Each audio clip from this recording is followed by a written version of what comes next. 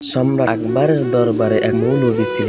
সে সম্রাটকে বলল, যাও না, আপনার রাজ্যের মধ্যে রোগের চাইতে ডাক্তার বেশি। মৌলবীর এ কথা শুনে রাজ দরবারের সভাসদবৃন্দ বলে উঠল, মৌলবী মাথা খারাপ হয়েছে নাকি? মৌলবী বলল, না, আমার মাথা খারাপ হয়নি, আমি সত্যি কথাই বলছি। আমি আগামীকালকে কথা প্রমাণ দিব। পরের দিন সম্রাট সহ রাজ দরবারের সমস্ত সদস্য উপস্থিত হলো, কিন্তু মৌলবী আসেনি। সকলেই মৌলবীর জন্য অধিক আগ্রহে বসে থাকলো, কিন্তু মৌলবী সেদিন আসলো না। মৌলবী আসলো তার পরের দিন।